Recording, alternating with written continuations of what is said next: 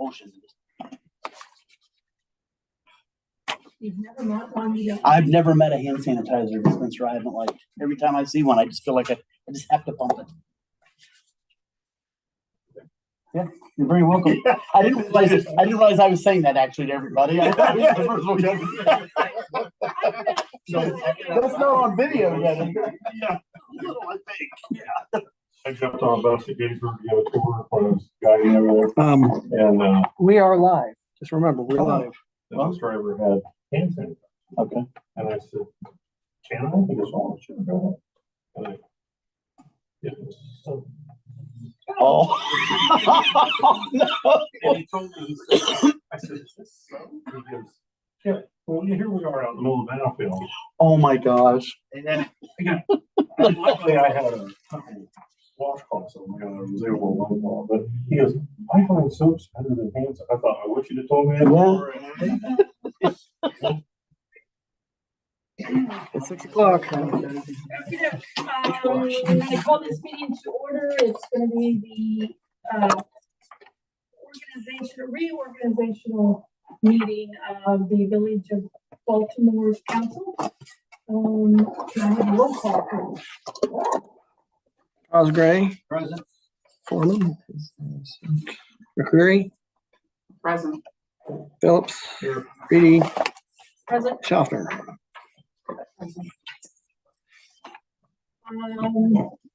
Get down to business, the new business reorganization. No, I've got to approve the agenda first. Huh? Approve the agenda. You don't have space on there for it, right? Oh, I don't? No. Oh, I'm sorry. Approval agenda first. Okay. Can we make a approval of the agenda for the reorganization, please? I agree with most of the people. And Darwin, you can go. Okay. Okay. Cosgray. Yeah. Phillips. Yeah. Schaffner. Yes. McCreary. Yes. Reedy. Yes. Okay. All right. Now, can we go on now? Yeah. The organization, the adoption of the rules of council, I have a motion. I was gonna make a motion to council. And this is a standard motion we make at the beginning of every year. It's required, kind of an experiment, but it's required only when you vote. So we reaffirm or readopt rules of council. Do we have any discussion? Roll call. Cosgray. Yes. McCreary. Yes. And Reedy. Yes. Phillips. Yes. Schaffner. Yes. Okay, next item on the agenda is the president of the Council of Nominations and Elections. Can I have a motion of some kind? To nominate someone for president. Yes. I nominate. I'll second. Discussion? Well, I would say, are there any other Oh, I'm nominations? sorry. Are there any other nominations? None. None? Discussion?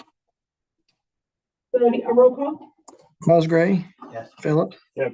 Schaffner. Yes. McCreary. Yes. And Reedy. Are you abstaining? Or are you voting? You can abstain. Yeah, abstain. I'm like, what do I do here? Well, that's 4. Is that enough? That's it. That's it. That's enough. Congratulations. Thank you. What were you saying before the meeting? You're trying to get out of it. I'm hoping for another nomination. Okay, let's continue. Committee meeting dates and times. Do we need to vote on this? Yeah.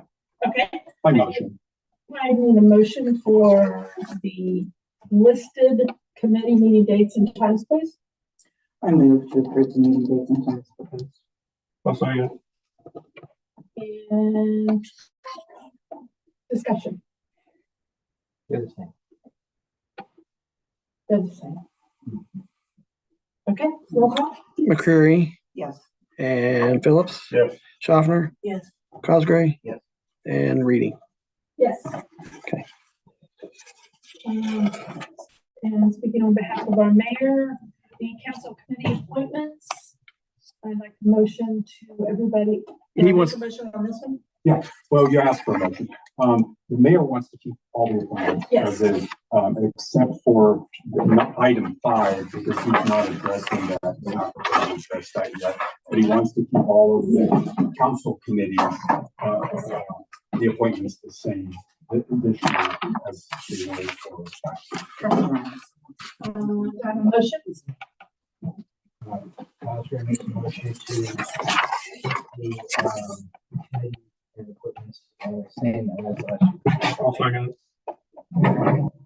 And is there discussion? Roll call? Cosgray. Yeah. Phillips. Yes. McCreary. Yes. Reedy.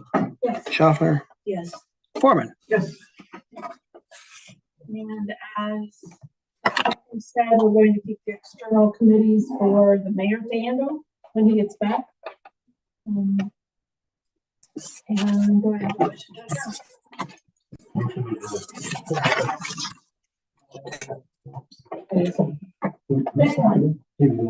McCreary seconded that. He is home. And discussion. Who seconded? Okay. Randy. Okay, so I guess all in favor? Or- Yeah. All in favor, aye. 6:05. That was the quickest organizational meeting. It's That's a good thing I ran. I would have missed it. Oh, by the way, you're the- I thought we started pushing on. I think that's what happened last time. It can. I think it is. All right, we're gonna go right into the finance meeting and call the order, please.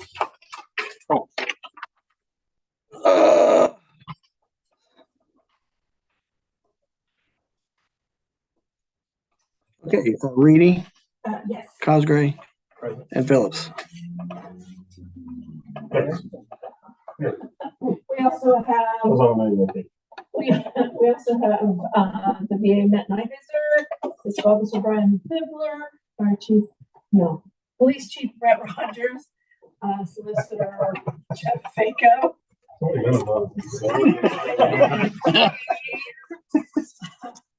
I also have, council members Chris Foreman, Debbie Schaffner, and Brandon McCreary. And I have a meeting, motion to approve the minutes of the December 9th meeting, please. I'll make a motion to approve.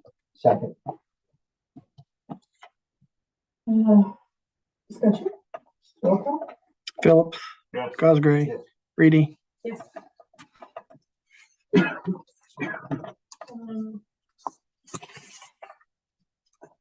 Do we need to approve the agenda? No. Okay. We don't have any visitors tonight. And our goals, work on our 2025. Yeah. Jeff, do they nominate a president? Oh, chairman? Yeah. Should. I would do that first before we go on Chairman of what? finance. Of the committee. You kept the same personnel. Same appointments, but you should reaffirm the chairperson. Nominate Charlie as chair. Okay. Gee, wait a minute. I guess that we're all doing the same thing.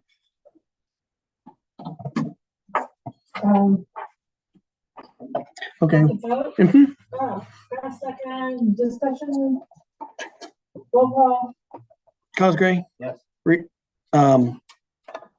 Phillips. Yes. Abstain. Okay. Congrats again. Okay, Madam Chair, what goals would you like for the committee? Last year was 20, keep spending within our appropriations, but Sounds good to me. you want that as? Yes, please. When was that? Should have. Okay, are we done with that? Mhm. Perfect. New business, review the monthly financials. Unless you want any other goals. Yeah, Okay. I'll let you know. Okay. I'm I'll be not sure. chairman next time. I may not be here next time. The four of us will have to run. Yeah. Got you. That's good. Okay, we're gonna go over the payment listings. Mr. FO. Yes, well, I mean, yes, we have reconciled for, December is reconciled. The bank in the book has I just haven't posted it yet, because I'm still closing the books. But I can tell you right now that we end up with the overall balance at the end of the year of $1,924,453.68. Is that That- on here? No, that's not on here. I'm reading it. I'm taking it from my notes. 1,924,453.68. And that's carryover. That's not carryover. That's the ending balance. That's the ending bank balance. Okay. We Yeah, got the POs ca- outstanding? Yes, we have payos outstanding. Gotcha. We're Our pay bills. still got paid bills. In fact, there's invoices that are coming in like one today that I wasn't aware of, and I got to go back and issue more POs in 2024. So that's why this reconciliation has not been posted. You're not really at this number. That's just the bank and book balance. Okay. That's not the overall carryover balance. Okay. Because I got to process another 2024 PO, so that's Okay. and so forth. So that's the reason why. And if I would have posted it, then I couldn't do that kind of stuff. Issue like another PO. Right. I'd have to charge it against courier, and that technically the state frowns upon that. But sometimes that happens. But so that's why I'm still closing the books. But moving on. There shouldn't be very much. No. Point, hold on. Oh, yeah, go ahead. So the new cars, What? the new cars. Okay. If they deliver on Friday, this Friday. I've got a budget in 2025. Okay. I've already got the temporary budget. That's fine. I just want to make sure because there's a good chance, maybe Friday, maybe next Wednesday or Thursday. And you saw that email about the rate. Yeah, I saw the email, and I had the forethought to make sure that was included in the temporary budget. I was just checking. Cool. Okay. Thank you. All right. Anybody have any questions about the payment listing? No, I mean, oh, yeah. Do you have any questions? I mean, we did spend, last month was a $464,000 in checks. Big one, it was the $186,000 owed, payment for the wastewater plant with OWDA, 186,000, sorry. That comes out every 6 months. And as of an update on that, we got 3.5 years left on that. That was really the big one, and there really nothing else out of the ordinary unless you see something. Moving on then to the metrics.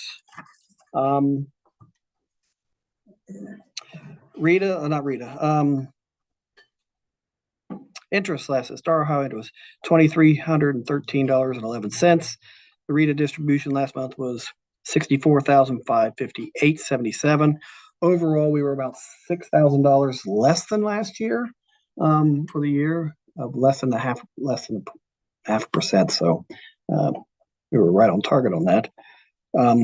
Appropriation status, as you can see there, that street and water was in excess of 90%, but the rest of the major funds were in the 70s overall for the year.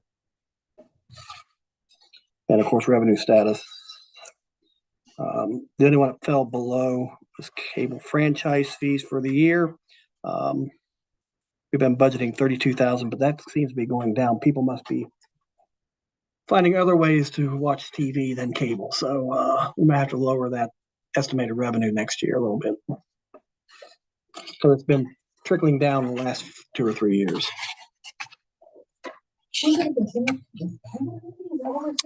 Yeah, the contract was signed years ago for Spectrum Charter, and we get a franchise fee every 3 months.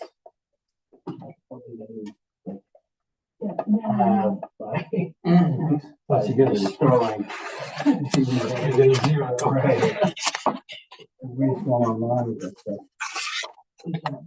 And then the appropriations report there, as you can see, of course.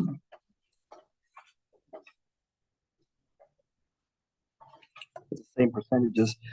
It's on the metrics. Overall, for all the funds, we were at 85% for the year. So that was really good.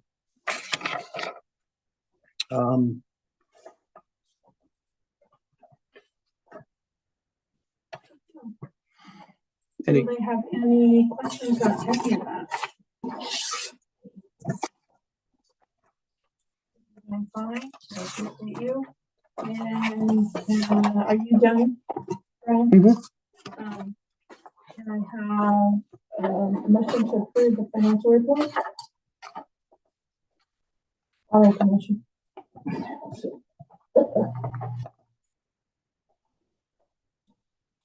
Any questions? Any discussion on the financials?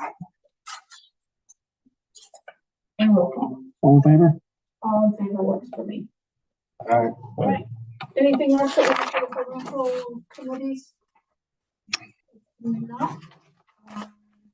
Next meeting is scheduled for Monday, February the 10th at 6 p.m. And we adjourned at 6:50.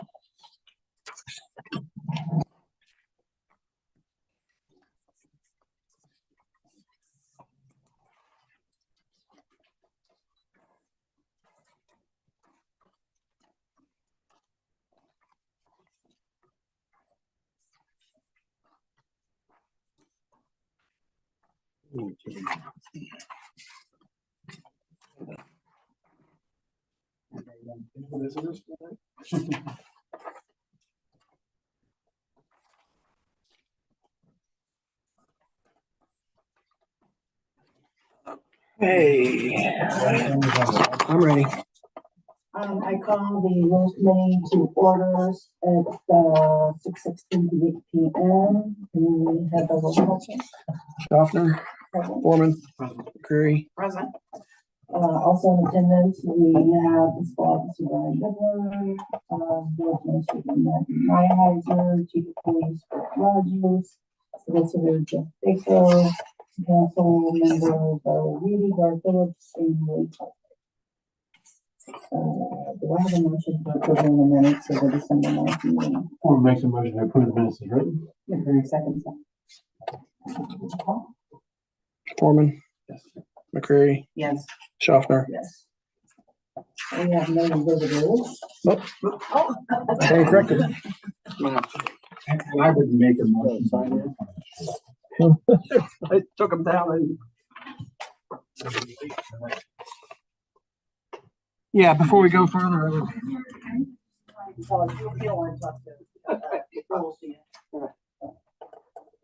We have a motion to nominate somebody for the chair of the work committee to 2025. Or makes a motion, we appoint Deb Schaffner, chairman. McCreary seconds. Discussion. Roll call. Foreman, Yes. McCreary, Yes. Schaffner. Abstain, I guess. Yeah. I would say. 2024 goals. The village hours are still tabled. They have been tabled for a while, isn't it? Like a year. Something about happens. Oh, that's ordinances. That's what. That's ordinances. Oh, okay. New business, the employee. Hmm? Or no, I'm sorry, old business, no business. Okay, so Matt passed out his combination of the two sections in the zoning code, and combined it into one section. And the red typing is what he has added. And I do have one question. Under F, penalty failure to apply for zoning, the number was time. Do we have to know the fine is? There was nothing, to my knowledge, there's nothing in the code that Yeah. I wouldn't leave it blank. I Yeah. would make some sort of recommendation. Are you talking about the zoning code? Yeah, It says, I believe it says all zoning but M1s. What, that it does, but I didn't know if they wanted to be specific with regard to the penalty for this chapter. Correct, you're correct in that. So what I tried not to, Misdemeanor in the first degree, which makes, which is the highest degree misdemeanor. For any penalty, generally speaking, under the zoning. I think it's like, $1,000, 30 days in jail, something like that. Up to. What's more than 30 days? Maybe it's, Up to 6 months. In yeah, jail. 180. Yeah, $180,000, is that right? For failing to register. Well, that's why I think this needs to be readdressed. You know, it also says that in the zoning code, every single day is a separate violation. We've never done that, but it does say that. so I tried not to make judgment calls. I didn't feel like that was my place to make those. I just think the tools to. I mean, did I say, what did you say, Picklington did $50? And I think that's what we brought up, and that's kind of it's in started. that, comparison. It's on that chart, which is. On line 3, it says that no sign shall be erected on premises. I believe in our sign code that designates a maximum allowable sign in a residential district. Yeah. So in the sign ordinance, it says you can have a sign up to this size, but in the registration code, it says you can't have a sign at all. Well, in the home occupation, so you've got two home occupation sections. One's like general requirements, others special requirements. Special requirements also duplicate some other issues like fencing and solar. I believe it's fencing and solar. So what I was asked to do was to take those two. I talked to Mr. Faco. He thought it would be best if this was under general standards rather than special standards. So what I did is I just tried to take what was different in the special and bring it over into, compare it to the general. And the sign issue was one of those that was in the special standards, but not in the general, which is why I went ahead and put it in there and then put a different color just so that you would know that. So yeah, there are opportunities for people to have signs, but according to our code, home occupations are not allowed to have that after like a 30 or 60 day thing, but no permanent signs.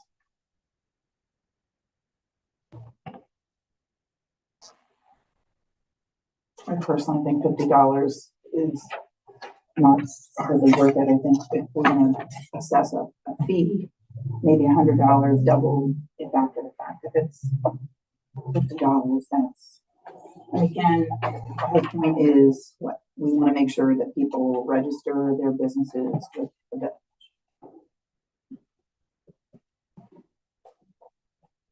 What do you think, the 100? 100 to register or $100 fine? No, 100 is a fine. $100 fine if you don't. If they don't double it back to the fact.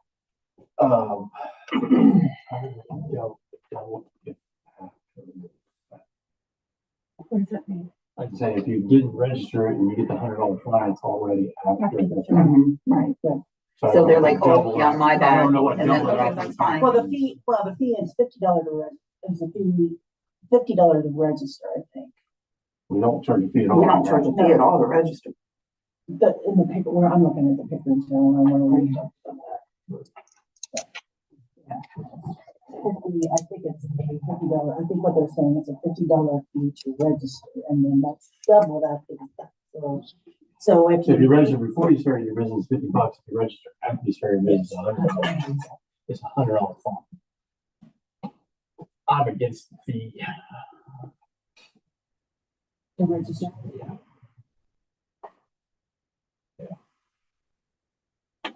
Personally, but I'm one person. I think it's an incentive to register. I mean, it's,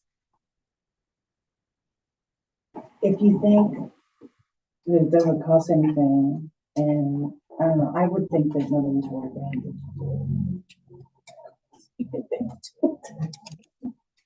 I guess I'm thinking that we just said that we're not charging anything to register with the village. We want to talk about a fine, essentially, that if they are found to not have registered and want to stay in business, go through the steps. I think right now, isn't it $10? I really don't know. I think it's $10 on the form that it's not very much. I thought it was more than that. I thought it was like 25 or 30. I really don't remember. I can look that up and get back with you guys. Is this something that we actually decide, or do we? It's just for discussion now. Once you decide what changes you want to adopt or not adopt, then it can go to planning and zoning. These are the teeth that. Well, I mean, I was talking about taking it to council. Like, is it just us that decides that, and it just? Yeah. Okay. I'm 4 or 5, I think. A fee or a fine? A fee. I'm sorry. I'm for both. A fee and a fine. Now, this is the same thing we sent to zoning that they rejected and didn't deal with the last one. No, we discussed it. Yeah, they decided no action was needed. Correct. That was an. Oh, that was on the other Yeah, ordinance. that's It's the tabled. ordinance. So that was just one change that was proposed in that instance, correct? Okay. So your counsel is this would go back to planning and zoning? Yeah. With council's changes. Yes. Well, not necessarily with council's changes, but with committee's changes. Oh, that's what I'm Because sorry. if Yeah, you go yeah, to P and Z first and then Yes. come back to Yes, council. thank you. So I guess my question is, how much of an issue has this been? Are we creating more problems than we've had, or has this done a significant issue that we need to address this?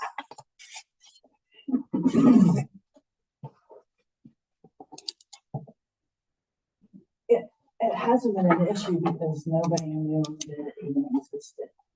That's been, nobody has monitored it because nobody knew. And I don't think this is gonna change that.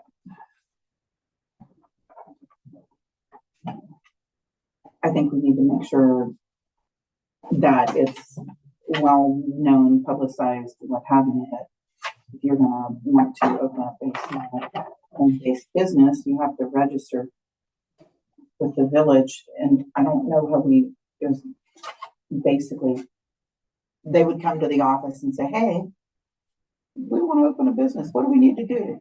In most cases. So what we're really saying is we want to publicize what already exists.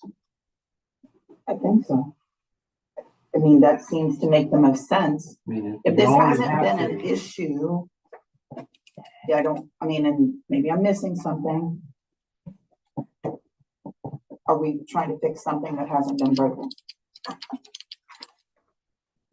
I think everybody has been way overthinking this. So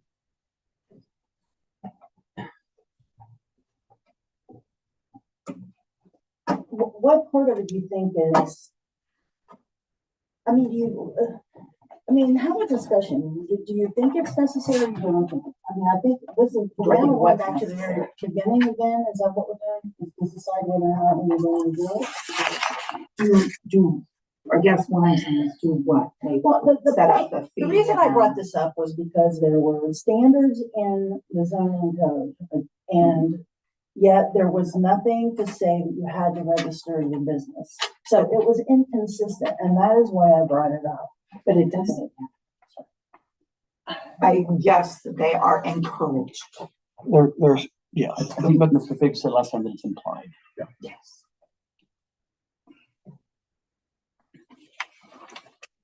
I guess this is adding some teeth to it. I guess. I think it's doing two things, at least the paper that I sent you, is it's combining the two places where we have tons of duplication. So at least at the one hand, if you're going to keep a section in, keeping it all together would be helpful. Mm-hmm. What you guys want to do requiring permitting, invalidation and penalty, that stuff was relatively new for your consideration. One other thing, I don't know if this is getting too far into the weeds with the conversation, but under B, location, I did underline, and I think this would be something that rules or P and Z ought to look at, is home occupations shall not be conducted within accessory structures such as garage, sheds, on the lot. So right now, it would only be something that's in the actual primary residence. So if someone's running, I don't know, anything out of a shed or a garage, it's already against our code. And that's something that's already there. And I wanted to highlight that to you guys. I don't have a problem with no, I guess I don't have a problem with no fee. I mean, I do think that there should be a fine. If they're found Which to there not is. have registered. Which there is. There already is, yeah. The maximum fine, in our current code, it is an M1, but the maximum fine is $250. Which is for me, I think 250. Is that what is that the 1286.99 reference? Yeah. That's where it's references there. So are we good with no fee? That's fine. I'm okay with making it. Okay, and then how much do you think, is 250 too much? I think 250 is Appropriate? I'm fine. Do you have a motion to say, Take this to zoning. I just said, I guess to Matt's point, I'm curious where we can pull out the allowing an accessory structure, because a lot of these home occupations could conceivably be specifically dedicated to an accessory structure. I know we used to have a massage therapist here in town. I know we have another massage therapist here in town who that accessory going to be attached to the house. Right. I'm assuming that would be okay. That would be okay. So let's assume there was a 3-foot gap between the building that they conduct that in and the building that they live in. Do we care? Yeah. Or let's say that you clean people's lawnmowers for them in a shed. Is that something that's a problem to have to do that in a shed versus in your actual house? Or, I mean, there's all sorts of things that you could do in an accessory structure that doesn't offend any of your neighbors, that probably none of them will even know you did. but there are a lot. So why would we care if they do it in an accessory? I mean, like, for example, just being in a garage and, A repair garage, you're already starting to exceed limitations in many, many, many other ways with traffic, and there's a lot of business districts you can't run an auto repair facility in, much less on a residential. Anybody remember Lee Audrey that had this? In his house, Yeah. in the garage out back, Yeah, everybody used, he was on Market Street there, so he was Yeah. kind of in a business area. but he never had a sign. Yeah. That was back where he had the Market Street overlay, which allowed people on Market Street, Main Street to do almost anything they wanted anyway, which we should have probably never gotten rid of. Which is kind of what I was just thinking. Our downtown areas, because let's be honest, we have 4 corners. Well, times 2, really. Yeah, well, that's what I mean. We have this and that up there at Plaza. I don't want to discourage small businesses. From using housing. Correct. Because I look at Old Pigtown, look at the number of businesses that are in those residential homes that are now businesses, but that's the overlay that Rick just mentioned. So- Well, and honestly, back when the zoning was rewritten, I supported getting rid of the Market Street overlay because I didn't think that was necessary. But I've changed my stance on that because my stance was, if you owned a house on Market Street or Main Street, you wouldn't operate a business in it. Who in their right mind would be opposed to that? Since then, I've tried to convert a house to a business on Market Street, and seemingly there were a lot of people opposed to it. So had it still been under the Market Street overlay, no one would have been able to bother me. But since we did away with the Market Street overlay, it fell back to its R3 original zoning, and I wasn't allowed to modify it, and I was no longer protected by the Market Street overlay. And we've run into a situation where a person ran a doctor's office out of a house for many, many years. And then when he closed up that and went back to being business, the question came up, for would he be allowed to go, would that house be allowed to go back to being a doctor's office? And it was in question. So I think we're kind of like pulling a larger thread here when it comes to some of these houses on Market Street and Main Street, and whether or not a business should be allowed to operate on them. Because a lot of them are zoned R3. And running a business out of them would actually be the highest, best use we could possibly hope for. And if we're really trying to encourage business development, we need to leave that as an open option.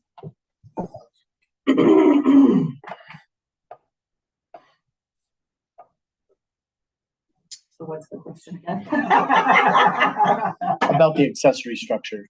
Yeah, my original premise was, what's the harm in shooting a YouTube video in your shed instead of in your bedroom? I don't know. I get it. You don't want people fixing semi-tractor trailers. In their garage, Video in the bedroom. Might have get cheese involved in that. It's YouTube, and only allow so much. Okay, I support the use of the secondary structures, so accessory structures and residential. Okay, can I just throw one thing in here? Like, if we do that, should we have restricted hours on it? I've had telephone calls from people who say, so-and-so's in a garage and he every night goes over there and he works in his garage, he's got something going, they've got that going on. They've got it in a home garage where he's working on stuff, and he does it at night because he's probably got a job during the day and he works on it at night, and it disturbs people. There's already noise ordinance after a certain time. I think normal working hours is Monday through Wednesday.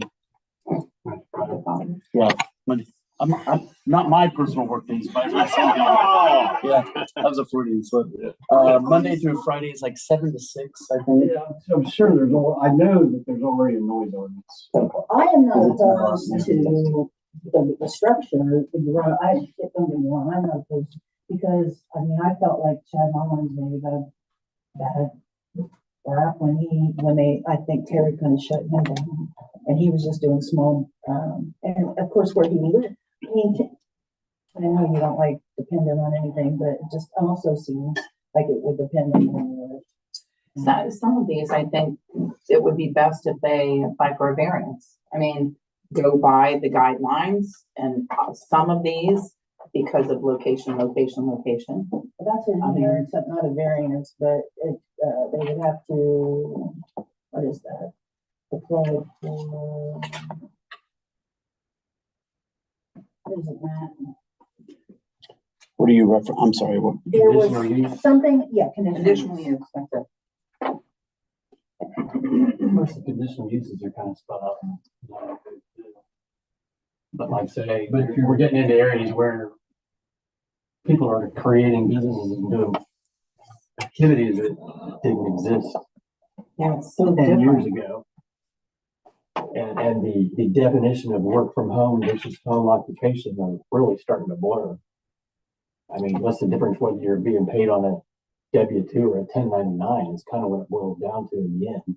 If you're on a 1099, I hate to tell you, if you're self-employed, you're running a home business.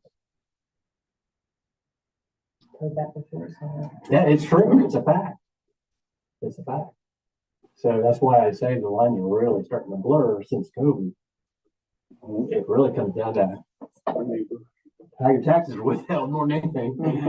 Because if you're 1099, you can start expensing all sorts of things because you're using your house to run a business. Does anybody want to make a motion, and we can see how it shakes out?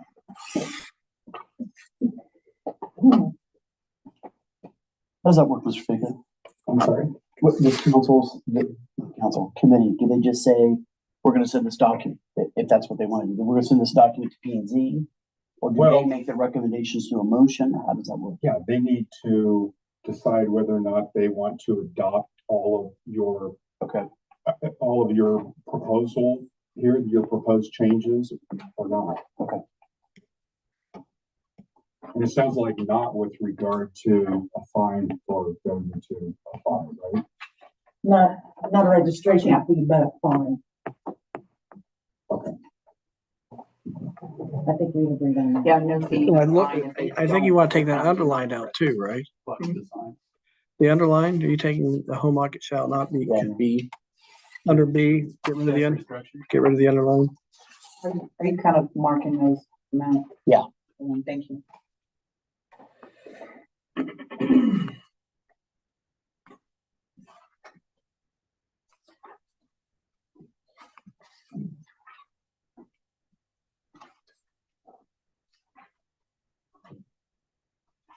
I guess after, you're suggesting changes, then you'll make the motion to take that to planning and Well, yeah, zoning. we could do it. You wanna do a motion and just accepting this thing and see. Taking the recommendations to P and Z As amended.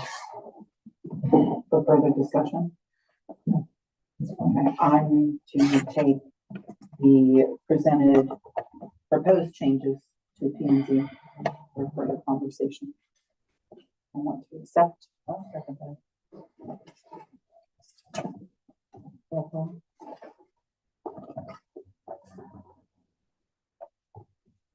Okay, McCreary, Yes. Schaffner, Yeah. Foreman. Did he say? Yes. I didn't hear you. I didn't hear you. And now you're clear on this. I'm making sure that there's a statement there about now there's no registration fee. And I'm removing B accessory, that portion on B accessory structures. Is that correct?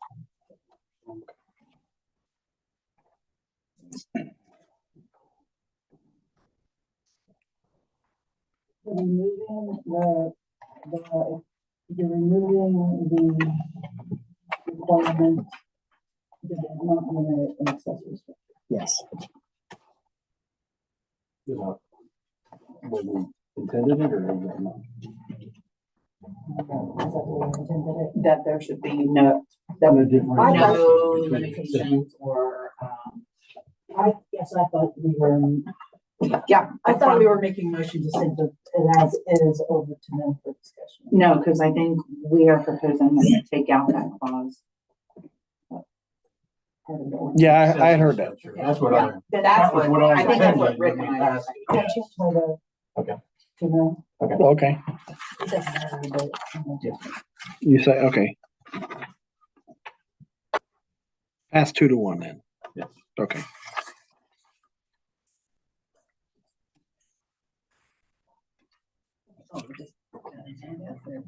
all right, so new business, move on to new business. Employee manual, recommended updates. I think this is all, and this seems to be all because you reviewed the FMLA and our documentation did not match up with theirs. Yes, that's one of 4 of the issues of proposals regarding the policy manual. So I guess Mr. Holbrook began this, was a catalyst for getting this looked at. Connie had been going through and making recommendations to him, and they'd been working through it.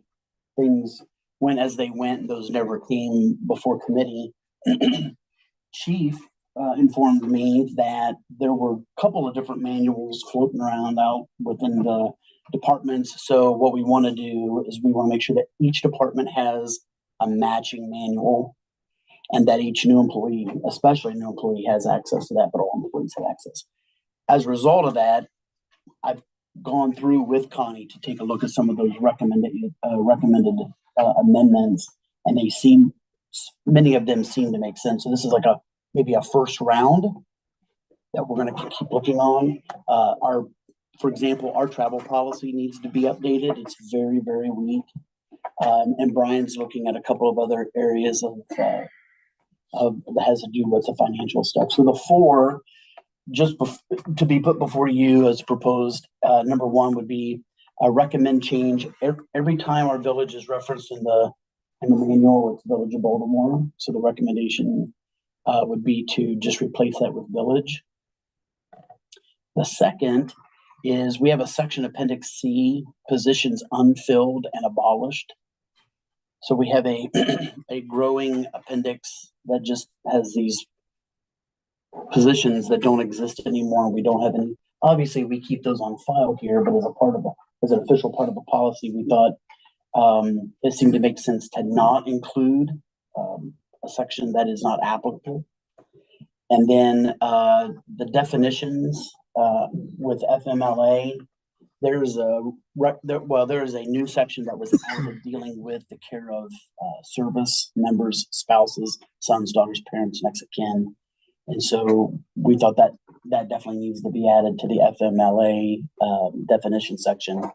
And then last, on personnel regulations, exempt and non-exempt positions, the federal government increased the guaranteed weekly salary from $455 to $684. We thought that should be updated as well. So those are the 4 sections that we're proposing to be updated. Anybody want to make a motion to? I have a question. Are there likely going to be other recommendations made? Yes. Okay. Why don't, I mean, it's up to committee, but why not wait until all of those updates are in? Is that how you would like those? Unless you're concerned that these are more important updates that need to be done sooner rather than later. I guess what we didn't want to do is give you a gigantic list. We were going to go piece by piece, but if committee would rather do that in one fell swoop. Okay, I just wanted to clarify that. It's up to committee, obviously, but I just wanted to clarify that. I think it'd be better in one fell swoop. Is that what you prefer? If we approve this tonight, were you planning on doing it now and redistributing every time that you? Well, and then that's the issue too, right? We don't want to keep doing it, but we can update by taking pages out and put new pages in. Pages. Why don't you make that as a goal? You could make that as a goal. That as a goal. That's kind of what I was thinking. Is that what you're thinking? Revise A work in progress. Okay. This is what he's updated so far. More to come. Would you like for me to bring the portions that we're working on for you to look at to make sure that we're heading in the right direction, or do you literally want For these, I don't think it was necessary, but I guess it's possible that, and depending on what you revise, it might be helpful to see what was there before. Okay. Is it not online that you can? I don't think we have it on the share file, but no, We have we can send you. we have electronic documents we can send you. Okay. Although we have to find which one's the most recent one. There's like 10 we- versions of it. And we did find the most recent. So we can definitely- Okay. And include me in that email, please. Okay. Earlier on, like a year or so ago, there was some question brought up about keeping the work time. Yeah. And how that doesn't seem to be very robust. No. And that we could really find ourselves in some serious hot water with the Fair Labor Standards Act if we don't have proper documentation Okay. of hours work, because we do get into overtime on water main breaks and street clearing and many other things. I think the street department's being held to kind of a different standard than say the sewer plants or the water plants to record keeping. Mm-hmm. I think we need to clean that up. Okay.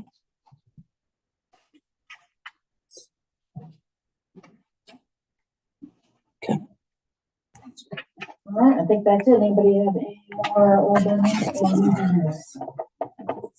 Next meeting will be second Monday in February 10th, 6:30, or immediately following the finance committee meeting. Do I have a motion to adjourn?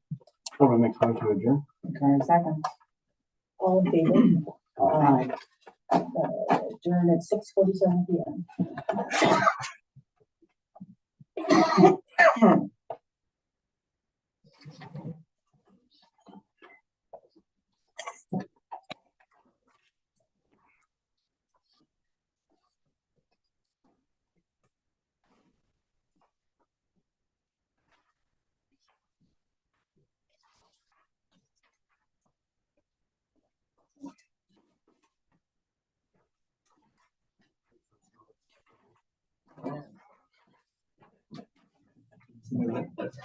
You just, okay.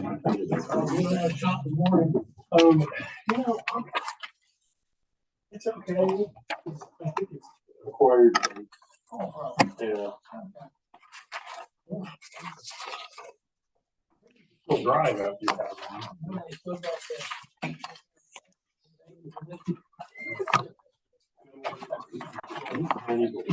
1-0 after another. She said they also told her, and this is the state. Is it one category? So I say it's going off the list. It's still limits, you know. But you don't, because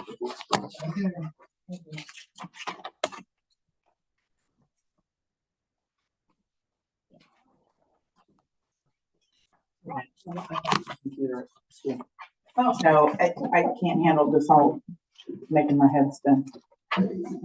Shuffle, shuffle, shuffle.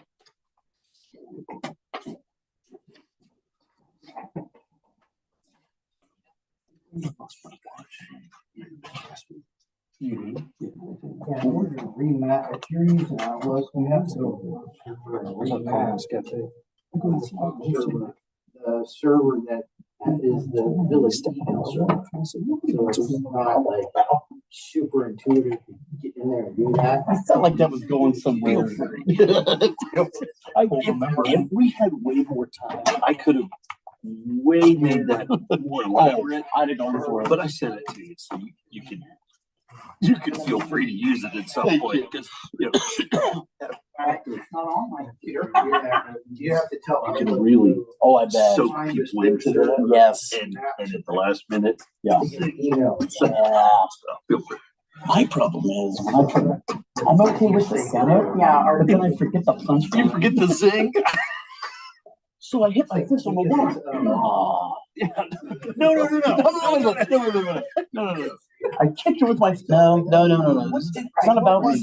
I didn't do anything violent. And then I go, Joe, you tell us. Click on our. It's terrible. I can access those two Any Google servers. device. I was hoping I could just. Okay. It can be done, but it's not the most intuitive process. That's not something I could do quick. Unless you're like fully savvy. No. Nope.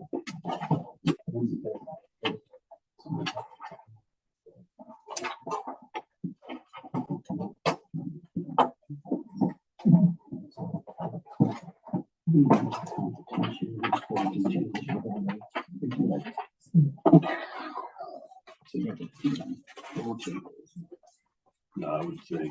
But that's great. I'd rather do that. Yes. You know what I mean? Yep. It's a this, put this, Yes. or whatever.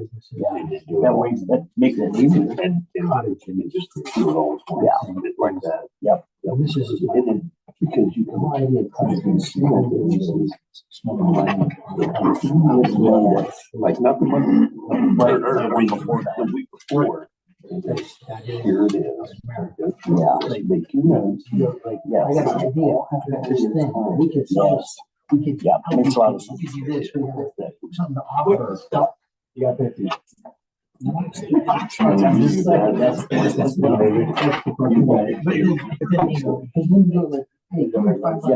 actually, and then you just Whatever it is, their number. And when I get this thing in front of me. Remember, you have a list.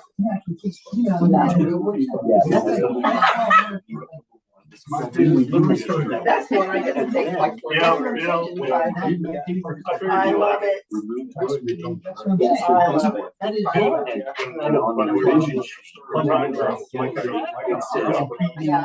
Or even like, what if you use You're ahead of your time. Right? I'm telling you, those pages have revision. kids.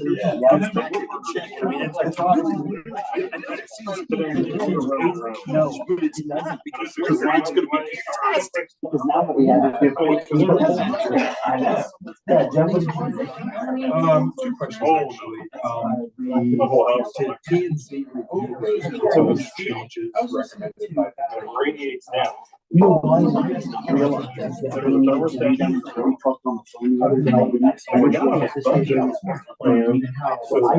be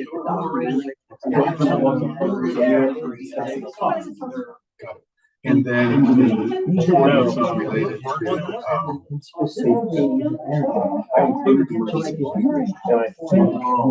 Well, I mean, do you there's Kenzie, she would go. You're talking about. So. It would help you get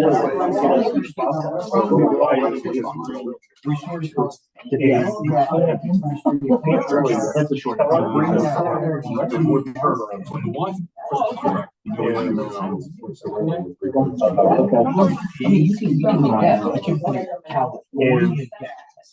And so every time I was California, every time I wanted to pay rent, I said, we have a number of.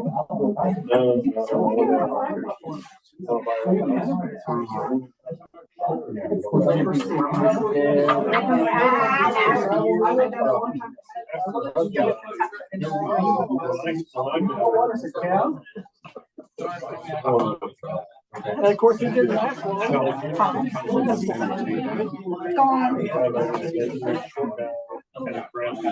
me look at the other. And then you pay. Well, I didn't do that with like. I'll give you.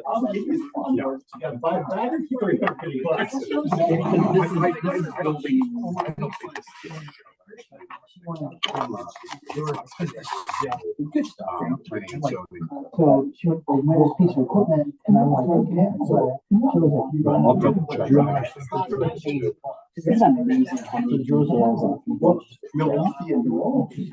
So bad. No, you still can. Oh, even with the job. Even with the job. Because once you go to the grill. Well, with somebody else, not Yeah, but you're paying. We're gonna let you buy a grill. With 2 batteries. You're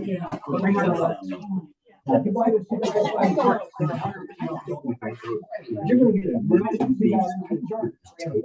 Okay. You know why? Because they would be certain. That's it. You're gonna buy the one that fits in the battery. Go on, because you already got a battery. You don't need 10 batteries. Yeah, I think so. We're going to see here. If you switch industry to, that's what you're talking about, like, construction. You guys are gonna be pretty close off the bat. What is that opening? Roll call, approval of minutes, approval of agenda, and then it'll open up for visitors. Okay. And since you guys were gonna keep it at, what was it, 15? Yeah, any more than that. Then that seemed to be the best. Awesome, I appreciate that. That's always good. We got a couple hour drive back. I know you I do. appreciate it. I know you do. The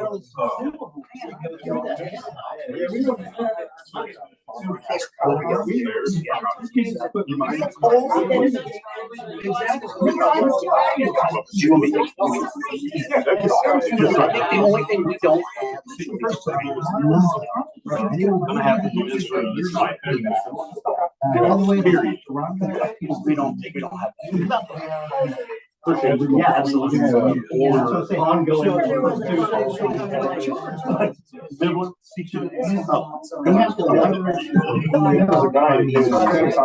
And that's because you're getting. You get the equipment and you get the reagents. You have a time, you And we probably went there, man, because people are off the board. So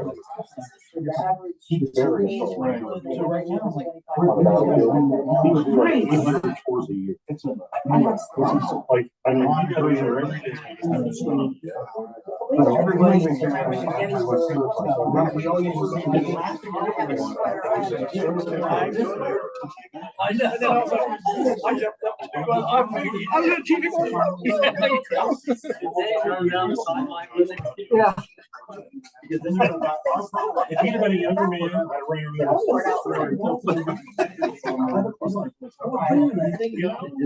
It's okay.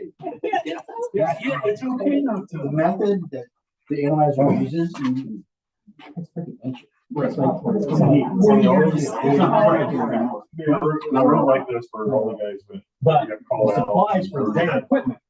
Pointing towards and stuff, you know, almost like roll call. Yeah. And, but he would, whenever you got a phone. Yes, no, I get it. It's the teacher thing. I mean, How many turnovers? Killer thing that the best thing I heard tour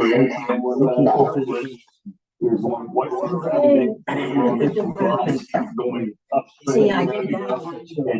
And we're driving, he stands up and turns around as we're driving. How many of you have done this?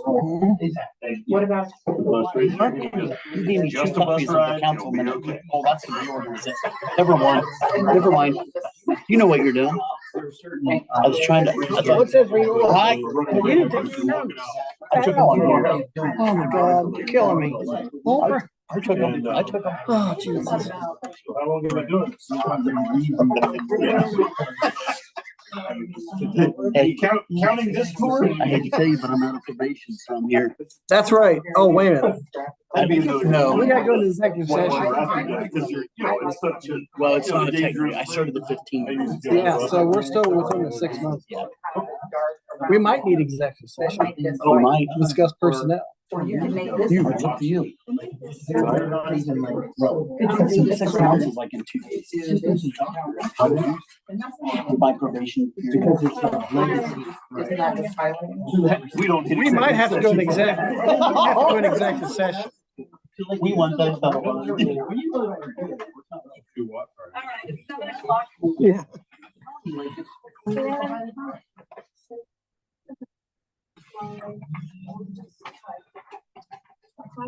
Lord in heaven, hallowed be thy name. Thy kingdom come, thy will be done on earth as it is in heaven. Give us this day our daily bread, and forgive us our trespasses, as we forgive those who trespass against us. And lead us not into temptation, but deliver us from evil. For thine is the kingdom, and the power, and the glory forever. Amen. Pledge allegiance to the flag of the United States of America, and to the republic for which it stands, one nation, under God, indivisible, with liberty and justice for all.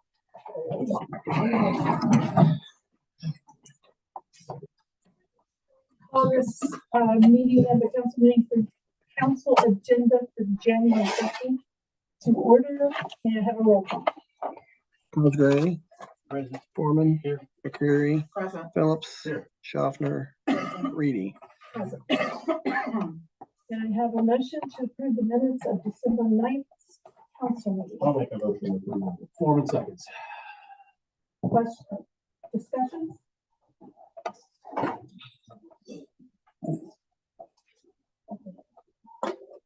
And roll call, please. Phillips, Yes. Foreman. Yes. Schaffner, Yes. Cosgray, Yes. McCreary, Yes. Reedy. Yes. And second, can I have a review of the agenda? However, do we need to amend it for the AT&T draft? If you recall, I sent you a draft resolution. It's not on the agenda. Jeff can explain also, but OML is requesting municipalities to file a resolution in opposition of AT&T's proposed change with the PUCO. What they want to do is when they have input, they want to charge municipalities for that and townships and that kind of stuff, rather than them fixing it. They were going to like bill us. We have nothing with AT&T unless, but if they win this suit, then other utilities like Columbia Gas and AEP will follow. So could follow, I should say. And say the same thing. Hey, if this government entity is requiring us to relocate our lines or equipment, then we're going to bill that governmental entity, in this case, the village. And that would be a 180-degree change from the current policy. So the municipal league is opposing that, and they're asking for support from all of the municipalities that are able to pass an ordinance or resolution. And we prepared a resolution that the request came in late last week, and we didn't get it prepared in time to include it on the agenda. It doesn't obligate the village to contribute anything fee-wise. That could come in the future. A request could come from OML if they say, hey, this we can't resolve this at the PUCO level. Therefore, we're gonna have to litigate it. We're gonna ask villages to pass an additional piece of legislation to give us some financial support, but that would be separate from this resolution. This resolution that just says we're behind you on we're in support. You can add our name to the list of other municipalities that are supportive of your position, which is opposing this AT&T tariff. Okay, Paul makes a motion that we add this to the agenda and approve it as amended. If you have a question when it comes to that type of thing, is there anything like, especially when it comes to AT&T, is there any ability for the village to require them to remove utilities that are no longer in use? Like when we look at this town in particular, there are literally landline wires break everywhere, like spaghetti. And what percentages are still being used, and are we able to require them to be removed or prove that they're still being used and remove them if they're not? By the utility, yes. Yeah, I don't know, but I'll look into that. See what I can find out. Okay, good. Yeah, forward and amended and second, I believe. Yeah, it was McCurry seconded, yes.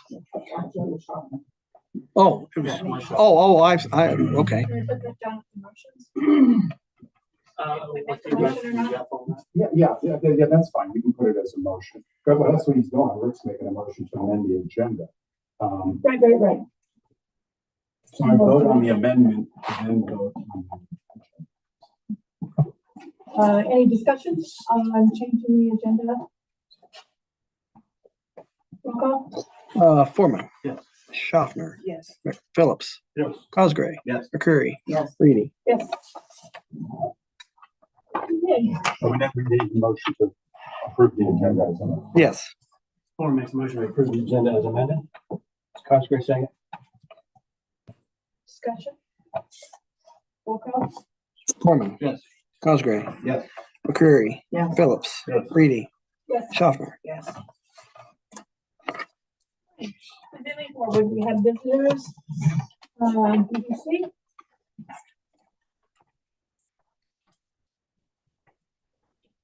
Good evening, ladies and gentlemen. Good evening, ladies and gentlemen. Yeah. Okay. We'll get started. Did you have it put up on that? Yeah, Brian's getting it right now. Okay. Yeah. And then I think everybody's got a paper copy too. Oh, perfect. Great. Well, thank you for the opportunity to come and speak here tonight. Hopefully we'll be seeing you some more here in the upcoming future, where I think, as you all know, you have a paper copy here, but DDC management, we're working on the piece of ground just east of town here that was recently annexed. And we've been working with staff and just on the path now to go for the rezone, the next step within, and have made application, and we'll be going to planning commission next month. But wanted to just get in front of you beforehand, let you have a preview of it, an informal meeting to share a little bit about us, a little bit about the project. Obviously, we've been working with staff for a little over a year now, or close to a year, I think, at this point. So we've got to know a lot of them and been able to work through some of the stuff ahead of time. But wanted to get an opportunity to meet all of you, answer any questions that I can informally. It's not a formal meeting yet, but we'll run through it. So if I think you may have to control, if you want to maybe go down, I don't think I have anything to go down to just the next slide there. So a little bit about us. So I'm the president of BDC Management. We're based out of Dayton, or just south of Dayton in Miamisburg. We've got offices in Columbus, or an office in Columbus as well. But our headquarters is over in Dayton. That's where I'm from.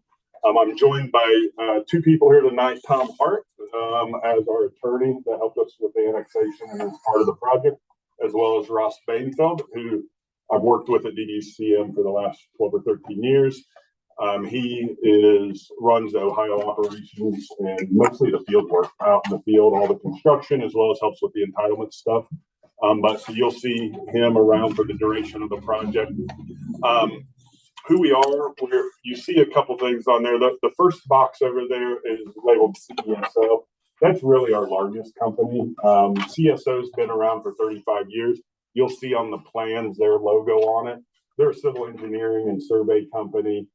That's who's got the main office in Columbus. But they're national, or we are their sister company, part of our parent company, but specialize in everything: architectural, civil engineering, survey, environmental, basically everything horizontal construction related with what we do.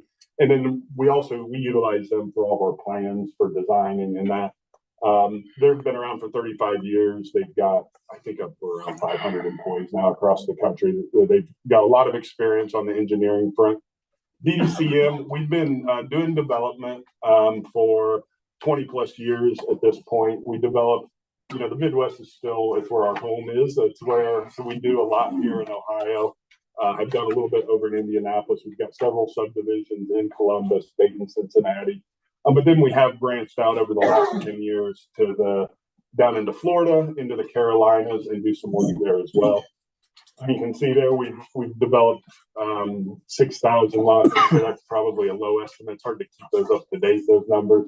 We've got several lots under development right now, as well as just like this one, Baltimore, and fall in that last category, the one we have planned here that we're in entitlement and running through. So all that's to say, we've been doing it a long time, and we take pride in the fact that we try to partner with municipalities. We really only we're kind of choosy. We go where the village or the city or the county where they want us. We don't try to fight our way through, as it is in some municipalities. We want to partner. We usually try to, if the first one goes well, we try to do another one and kind of keep a relationship if everything goes well. Is how we tried to do business over the last 20 years. If you can scroll. I may have to step forward. That writing's a little small for me. A little bit of the history. So we've been, like I said, it's been about close to a year that we've been working together with the city. As you know, you guys voted on it. We were annexed in on October 28th, the final reading. That takes a little while. So that's what we spent a lot of this year on.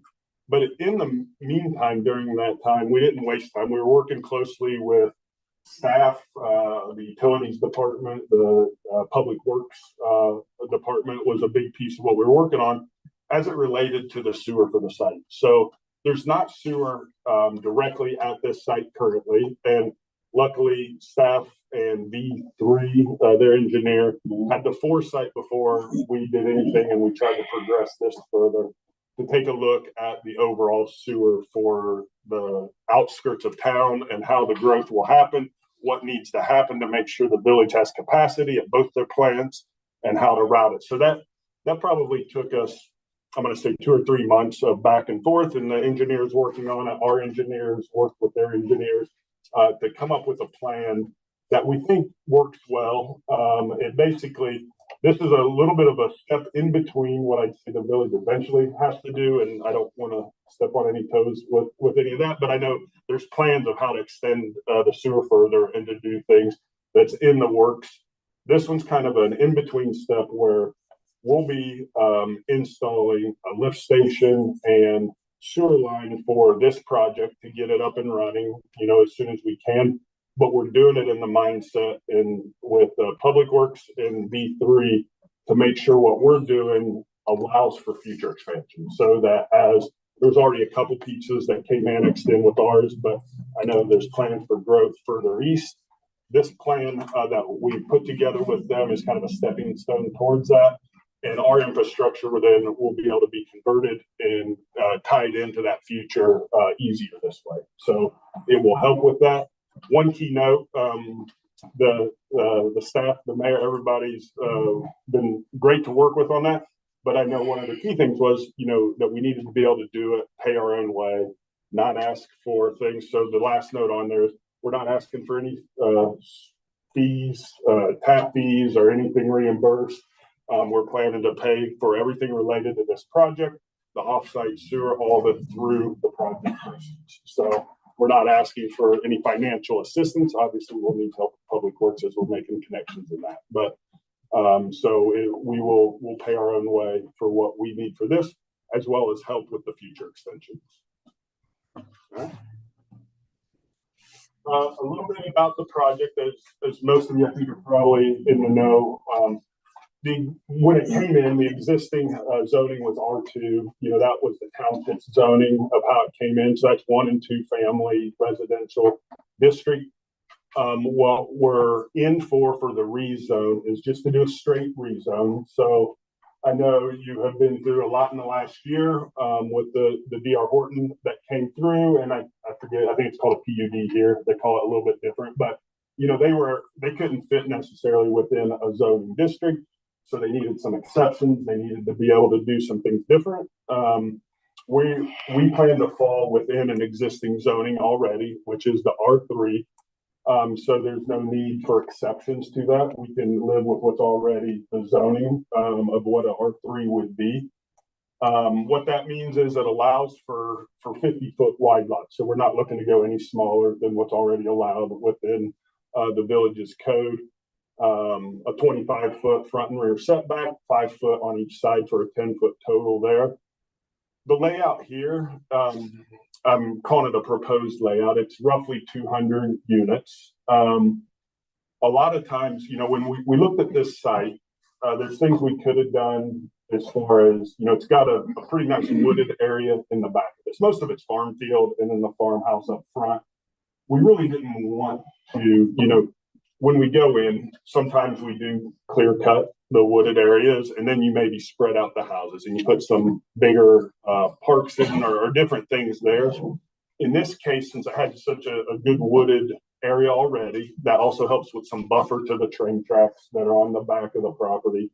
We really didn't want to disturb the natural trees that were there, and think it adds to the community, the overall aesthetics of the community. So what we did was cluster the houses where there was the farm fields already. You'll see we've got, I think, 4 proposed ponds, and then that one kind of in the middle on the bottom of this is an existing wetland that we'll avoid, that will have green space around it outside of the wetland there. We'll plan, we're still in the preliminary stages. We'll be working through this after the zoning with staff. We'll be back in front of council multiple times. We plan to do a tot lot. We do think this will be a family community. Most likely, it could be all ranges. We think it'll be a lot of younger families with kids, and that as they're coming in, 2-story homes.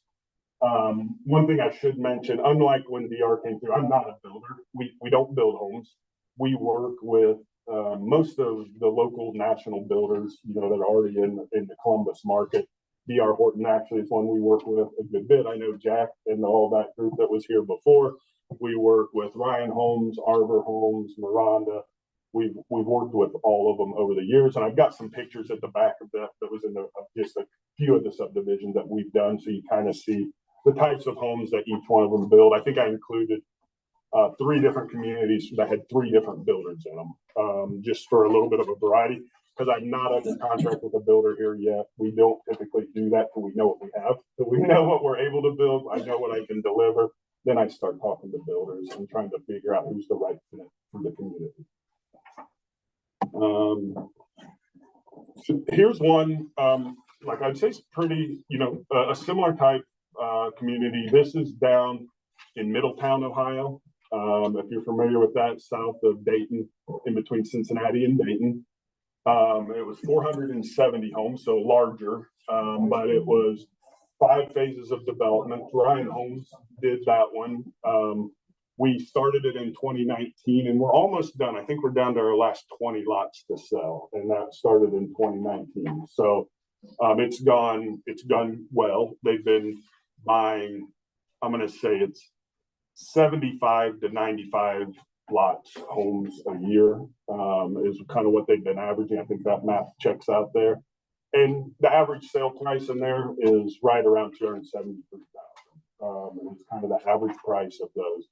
And that would be, if Ryan Homes was to come in here, I would anticipate the homes you see there. That's the type of homes I would anticipate them building. I'm not on that side, but I would call this a similar type community to what that would be.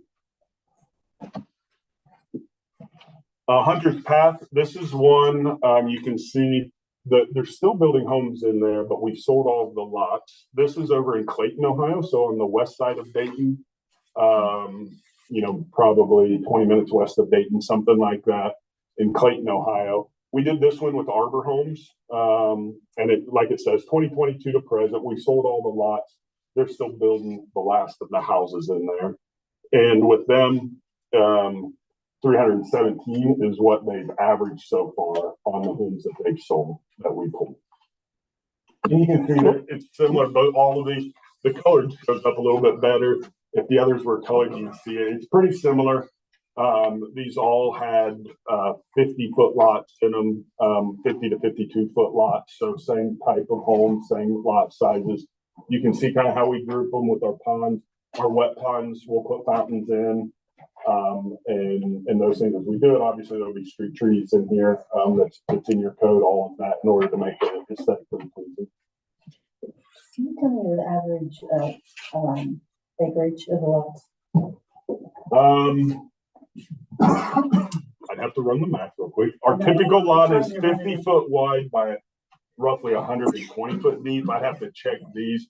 Builders typically want the lot to be 110 to 120 foot deep in order, with the setbacks, in order to have a big enough pad that they can build the house. The houses they are building, I mean, what I've seen over the last 15 years of doing this, the lots have gotten narrower, and some people like that, some people don't, but they've gotten narrower and deeper, or the houses have gotten deeper. Instead of, you know, if you think about your 80s house, most of them maybe were 80 foot wide, but only like 2 rooms deep or whatever. Well, now they're narrower and deeper. And the main reason for that is economics for the cost of the lot. You know, every foot of road for us costs money to put in, and every foot of utility in that.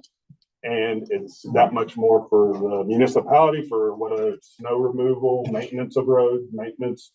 And what they figured was by going deeper, narrower, they could bring the total house cost down, more affordable for the homeowner, still give them the square footage that they wanted in the home, and also benefit on the long-term maintenance of the community for the municipality in the end. So it's slowly been a trend that way. I would say most of the homes in Ohio we're doing are 50-foot lots. You know, occasionally we get larger, but that's typically when you're getting into move up buyers, more expensive, like 600,000, 500, 600, 700. You'll start to get up to bigger 70, 80 foot lots, something like that. Yeah, that's what I'm saying. These are on slabs. I don't know that yet, for the reason of it depends on the builder. Okay. Some of the builders we work with want basements, or they want part of the lots to have basements, and it comes down again kind of the price point and what the buyers want on whether or not. Initial, when we come in at this stage, we'll design it and grade it so that they can be basement lots. And as we get closer to the builder, selecting a builder in that, then we may convert it to be all slabs. If possible, we like to do base or design for basements just so to have optionality of who we sell the lots to. So I don't know yet, but next slide. I think I have one more maybe in here. Creek View. So this one's in Wilmington. So just down 71 a little ways. This is D.R. Horton. It's 113 homes. We've only been in there for a little over a year. They started selling a year ago. We probably started the project in 21 with entitlements and all of that, and then brought our first phase on at the beginning of last year. D.R. Horton has started selling. They've already bought all the lots, south on the bottom side of that plan there. They bought those. We built the northern section, and they'll be buying their first set of lots in there probably in a month or two in there. So similar in here so far, their starting price, this is before options because I don't have enough data there to give the final average price. But if you went to their website, they're starting at $265 before they add all the options that a smaller lot. These are 45-foot lots, I believe. Correct. Yeah, these were, and this was a rare case. We went in with 50s, and Wilmington actually wanted more density. They really would have liked to see townhomes or apartments on this site, but we do townhomes. We don't do apartments. We don't do for rent. at least we never have, I guess, never say never, but that's not the plan for here. It's for homes to be purchased by home buyers. We don't plan for things to be rentals. And that's kind of more of what they wanted. So they actually pushed for us to get more density in here, and so we went down to 45 lots instead. I believe that's right. It's slightly smaller. So that's really kind of an overview of who we are, what our vision for the project is, and where we want to go with it. There's still a lot of work to do. You know, next steps, I am, with the help of staff, hosting a community meeting next Tuesday night up in the theater. And then I think it's February 13th is the first planning and zoning board meeting that we'll be at, and then just kind of follow the normal meeting process. But would be happy to answer any more questions anybody has about us as a company, about the project as a whole, and would fill in anything I can. Is there a major? There will be, yeah. No plans as of right now. Nothing that we're initiating. Is it Warren Township or Liberty Township? But it's been annexed. It is annexed. I just keep working on NCA with Liberty, and I didn't, where our intentions are to have an NCA with Walnut, but the talks have not really. In transparency, there has been conversation around it. I'm not sure where. We don't have any intent to do it ourselves, like planning for it, but I know there's been a conversation about possibly doing it in conjunction with the city or the village. So we're open to that.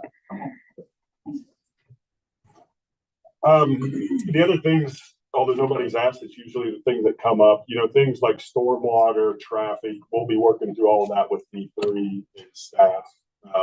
We've done preliminary work on that to get to like where we've done the ponds already, and that we've been out doing survey. All of that will come through the engineering process, and we'll follow obviously all of the regulations and work with the engineering department and B3 to make sure that we're meeting all of that as we progress. Have you guys discussed anything with the schools? Not yet. The mayor wanted to have this meeting first, and then the mayor was going to set up a meeting for me to go meet with the superintendent. I think sometime the goal is between tonight and the February 13th meeting, somewhere in there to find time for me to go sit down with them and talk to them, as well as Walnut Township, I believe, were the two meetings we're going to try to have between now and February 13th. Okay. So I'm just waiting on dates.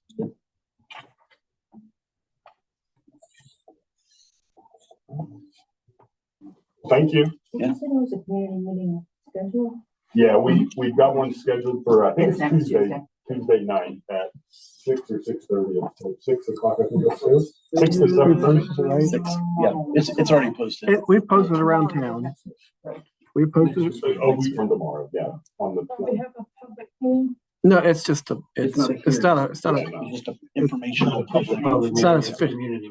Yeah, it's just a community meeting in order for the community to meet us to learn about the project. So nothing official. What time is that again? 6 o'clock. I think I'm pretty sure it's 6 to 7:30. It'll be put on Facebook page, I think, tomorrow.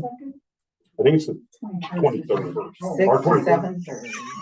I'm sorry, I'll have a calendar. 14 plus 7 is 21. Yes. And the game. Yeah, I started the night after the game. It's not the night of the game. If I didn't want anybody to show up, I would have done it on Monday. And all the roads are going to be named after the village employees. We're always looking for how to name roads. Great way.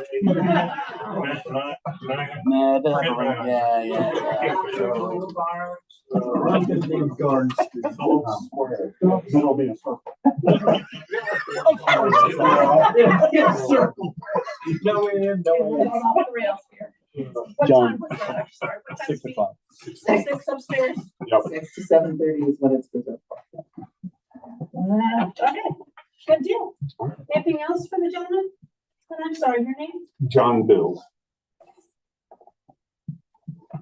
And I did write a couple of you needed for that. address. Okay, cool. Thank you. Was it another meeting? Okay, cool. These pins. So anything else? No. Nope. Okay. Just working. Thank you, everybody. Thank you. Thank you. Nice to meet you all. Thanks, John. Thank you. Next week.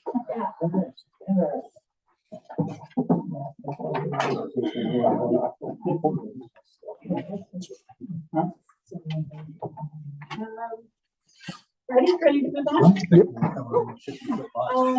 Village administration reports, obviously the mayor is in the house right now. So we'll move on to the village administrator. Your report's up. The report I sent along with the paperwork, Brian sent along with all the documents. Unless there's any questions, I'll just let the report stand. Any questions?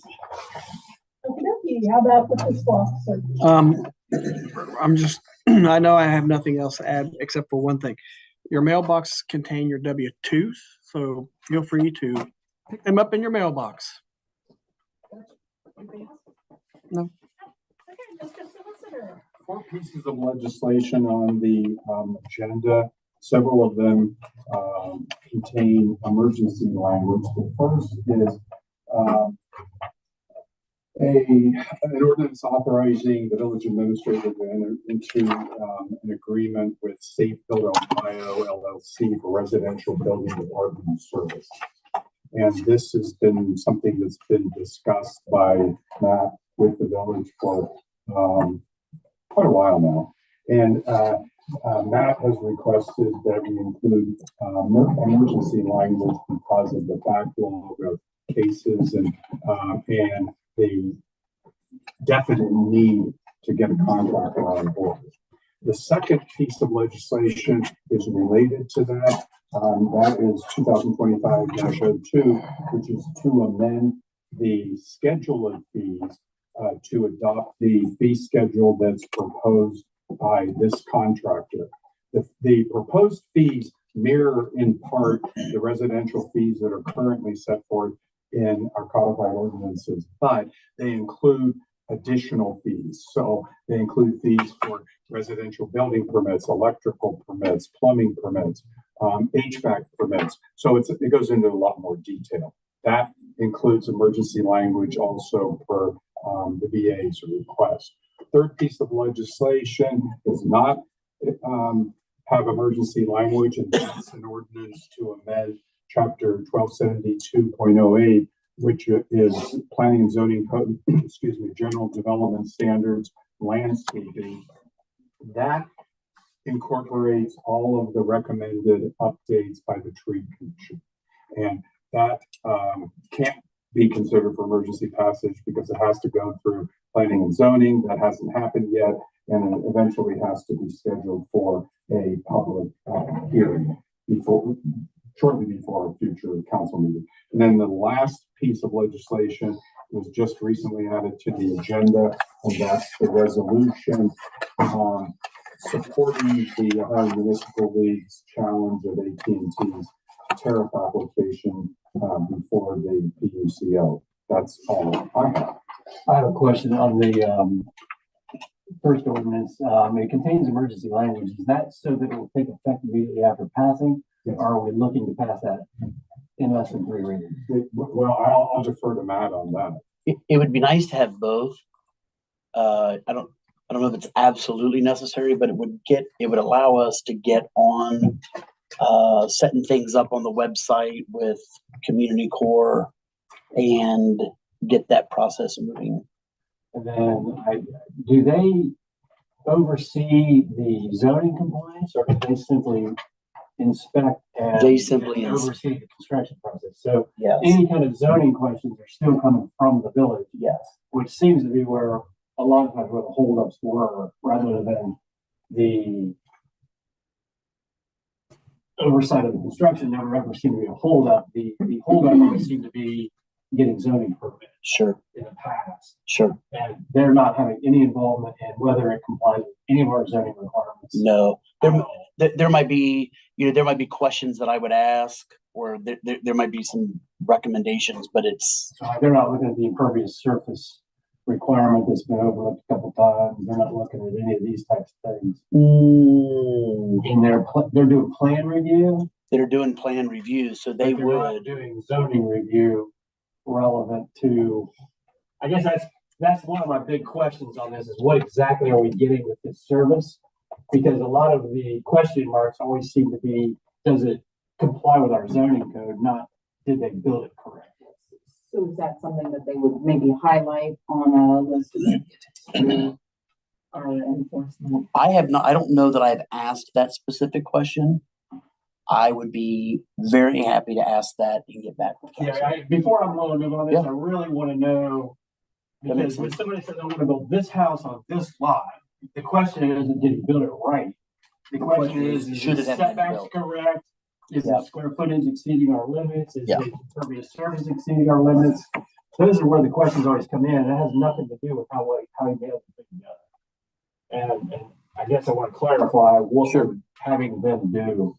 So, yeah, that I would, before I would be comfortable moving forward, I'd need clarification. And there is attached to the proposed contract a list of services that offer some detail. Which are probably that is probably responsible for your questions. So, for example, I'll highlight some of these. Building official services. This is one of the contractor's obligations. Be a resource for consultant team members, municipal staff, and applicants. Help guide citizens through the complexities of the codes in order to obtain compliance, monitor changes to the codes, including state or local requirements, and determine how they impact projects in the area, provide building code interpretations for final approval, oversee certificate of occupancy issuance, attend staff and council meetings as requested, responsible for reporting for the municipality, frequency and content to be mutually agreed upon, issue stop work notices for non-conforming activities, and then there's some other things. So it sounds to me like they do, actually. And then my second question would be, are there any obligations on their part as far as response time? Because that also seems to be the other problem we run into. Yeah. Is if these people are going to manage this process, are they obligated to give us a 72-hour response? If I submit everything to this company, am I going to see it in 2 days, 3 days, or 5 weeks? And that's part of Yeah. That is specified in there? Yeah, for example, single family project, first comments within 5 business days. Second comments, 3 business days or less. And then they break it down for multifamily, small commercial, and large commercial, and those increase, by the way, in the response time. Probably because I'm assuming they're more involved. Okay. Look, I'm willing to call and ask them specifically about that. Okay, I just wanted and get a solid answer. Right. I would like for this to be something that streamlines our process, not Exactly. long. So I just want to clarify that we definitely say this is what we want to do. Yep. I agree. So, Okay, anything else? No, that's all. All right, village council committee reports. We had a finance meeting tonight, went over everything, and our next meeting is Tenth. the 10th, February 10th at 6 o'clock. Service committee. service did not meet tonight. Our next stadium meeting is, I believe, the 27th at 6 p.m. Safety. Did not meet. Our next meeting is the 27th, right after the next one. Rules. We did meet tonight, we discussed, continued the discussion on home businesses and, new business for the employee manual updates. Next meeting will be February 10th, 6:30. Okay. Public safety reports. Police department, please. Yes, so I passed out some reports just off our radar sites to give you an idea of some things that maybe would be surprising to some of you. But if you look at the first one, up in the left hand corner says North Main at Ace. If you look at that, you know, you see the total vehicle count there over on the right-hand side at the top. You know, it's about 41 days, I think, of traffic. And that tells you how many cars pass by there, which I think is pretty alarming to most people that don't realize how many cars pass by there. On the same token, if you look at the South Main location, there's 84,000 and some, almost 85,000 that pass that. It's kind of like Yeah. And if you'd like pictures of these cars, Freddie, I'd be more than happy to provide them. And the speeds are in there as well, just to give you an idea. You know, I think the one thing that this shows, I think that generally speaking, 41 days. the signs work. I mean, if you look at the thing now, if I broke out some of the ones to show you top speeds and license plates and stuff like that, you would be, you know, you would go, wow, there's 200 people that were doing more than 10 miles over. Well, 200 out of 84,000 is, you know what I mean? It's not, it still brings the average, you know, down to what you see there on those pages. And the second one just shows it a little bit more by hour, because like, as you can see in the South Main Street, you see when the school zone comes into effect, you know, it drops down to, you know, below 20. But anyway, I just thought that was some interesting information for to throw out there. So you can look through it. And if you want any other things, it can run several different reports of things if you have something specific. But I know that I know we talked about this as a possibility a long time ago of adding, when we added the second one, that, you know, the thought was to have 4 of them, one at each edge of town there. And so again, just as an idea to show it probably does do us good for slowing people down. I think they are effective. And, you know, when you, what were they, Brian? $3,000? No, $5,000? yeah, they were $5,000 to $6,000. Are they in your budget? Not my budget. Oh, they in I the mean, budget? you're welcome to put them there. Yeah, but They're we not- just have to add that amount. They're not currently in the budget right now. Yeah, they're not. The nice thing about these signs is they can be moved, because we moved them a couple of different places, and I think Yeah, and it's a good investment. along those lines, it's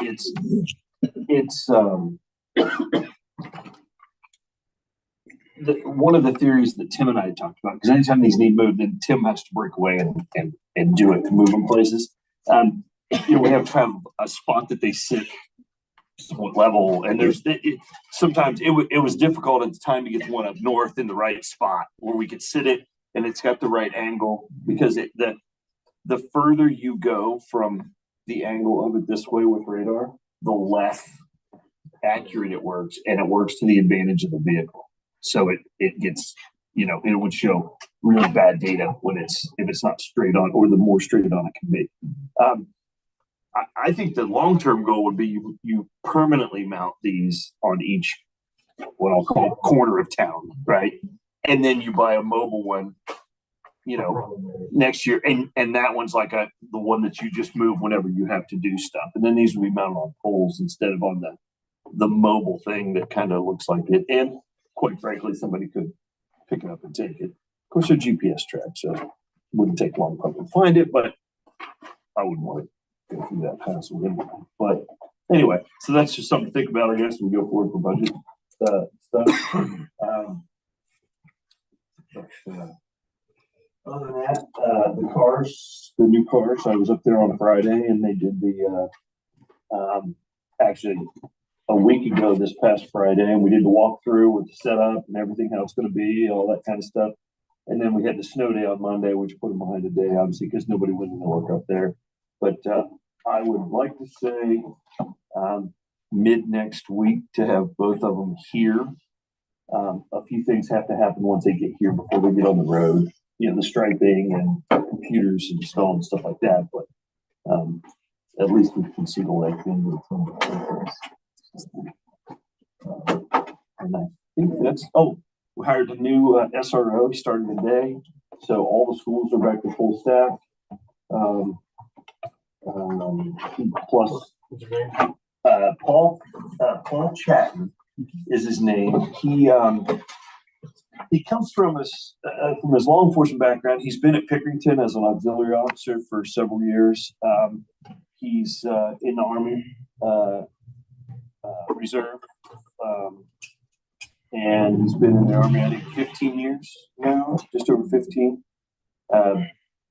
He previously worked for the federal government in Columbus in like logistics, some kind of logistics background. But yeah, so he's got 2 kids that are middle school age, and that's where he's at. So today was his first day, and he said it went well. So Anything else? I got to do it. What's the joint fire district? The fire district met, last meeting was in the week of December. We finalized the budget for the next, whatever the next 5-year cycle budget. And with the permanent levy that was passed previously, so they're gonna hire some more firefighters and start the budget for new apparatus. The current ladder truck is going to be replaced within the next 5 years. And we're gonna need to get another edit again the next couple of years. So we budgeted all that out. And one of the things that was brought up in regards to coverage for the district and new annexations, there's a difference between like this new development that's coming in Walnut Township versus the Boswell Fire District and the coverage.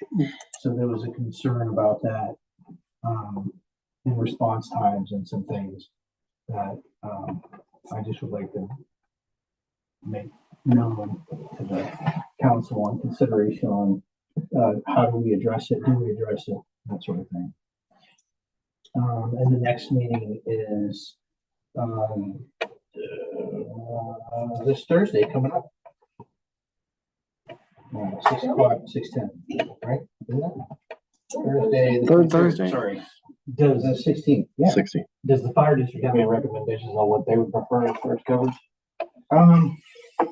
In a perfect world, we would like everything, at least, I can't speak for the department completely, but my impression is, in a perfect world, wherever Baltimore is, the Boswell Joint Fire District would like to be Baltimore's fire department, wherever Baltimore is. How we make that happen, that's the rub. I kind of thought that's where we were headed. I just guess I was looking for clarification. That would be ideal. And that factors into the NCA then as well. I would Because say we're trying to put dollars for fire on the NCA. And if Boswell Joint goes with Baltimore, then the NCA goes with Baltimore. and it has to do with how things are being annexed, and it's quite complicated. And What's the relationship between Liberty Township and Walnut Township? I mean, in your opinion, Almost non-existent right now.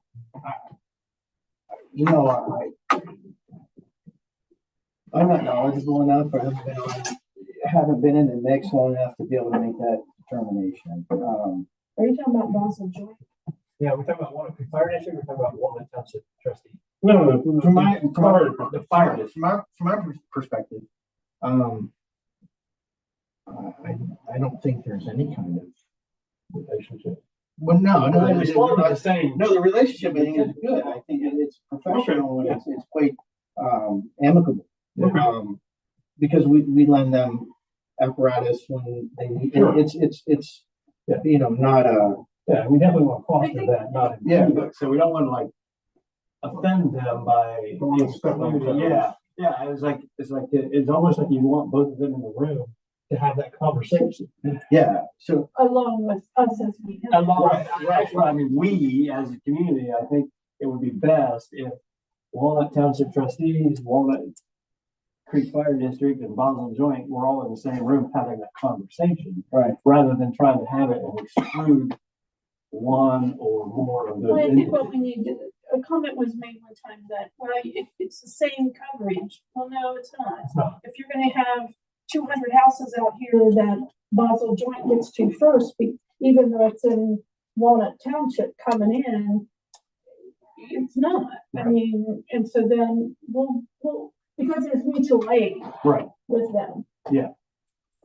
And I mean, I think I know in some recent rather large calls for over in Pleasantville, Boswell Joint was first on site. Right. So we're finding that Boswell Joint's first on site, even outside of what we already consider our district. Right. And that type of information is useful in that meeting, that conversation. Like if we're going to be first on site anyway, then we ought to include additional responsibilities to whoever has the capacity. And part of that NCA, if I'm not incorrect, is it's a shared revenue source. Correct. Across, But not across fire districts, right? It can incorporate fire. I guess that's what we need to figure out. Because we haven't even had any conversations with one township yet, because they haven't ever been amicable to that I guess conversation. the crux of the problem is it doesn't necessarily have to be a zero-sum game. Correct. So if we can make it not a zero-sum game, then it's a lot more likely to And everybody has. Yeah, and as a point of correction, the gentleman that was speaking tonight, when someone asked him about an NCA, he appeared to be kind of clueless. If that's in the agreement that they'll cooperate with us, with the village. It's out of his control. Exactly. He'll cooperate as much as he possibly can to facilitate an NCA. They may not be spearheading it, but if the village says, okay, we're going to insist on an NCA here, then. And that's a conversation the village needs to have with Walnut Township and the fire district. Well, and I think Rick has been working towards that. Yeah, because I'm trying to, move forward and resolve things, where. So everybody, it's a win-win for Exactly. everybody. Exactly. Right. Yeah, I think that's in everybody's best interest. And that's been our goal, even when we were talking about the township. Was, hey, come on, you gotta talk to us so that we can work together and not have these developers or the county create a dynamic where we're Right. Doesn't Doesn't have to be, winner take all kind of thing. Anything more for Boswell Joint? Okay, next is village committees and commissions. Planning and zoning. Yeah, we met on January 9th to reorganize. Our next meeting will be February 13th, where we'll hear more from DDC Investments, as well as one variance that is scheduled for BZA. All right, anything else? Tree commission? Nothing? Tree Commission, they continue to work on their inventory through the urban grant that we received. They recently put a list of trees that need to be removed because of disease or other, went through their lifespan. They put that list together, and we're working with village streets to see which ones we can take down and which ones we can't. Our application for Tree City USA keeps moving along, as well as our growth award application for that as well. Nice. All righty, the records commission? Nothing? Good deal. Bicentennial? We did receive our $13,000 grant request from Sands. Deposit has been made on the gazebo, so we've locked in the price and we're good to go there. We still need the lot rezone. Yes.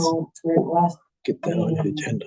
said that that's what you're going to discuss first. I'm sorry, we did discuss that at planning and zoning at this last meeting. The recommendation from planning and zoning was to leave it zoned as it is because downtown mixed use district permits neighborhood parks. So it would just be a redundant action or not necessary. Yep.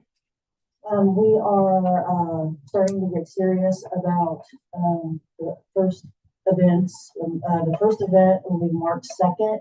It's an open house, kickoff open house. It's in the Victoria Opera House. It's from 12 to 2. There will be a light lunch served.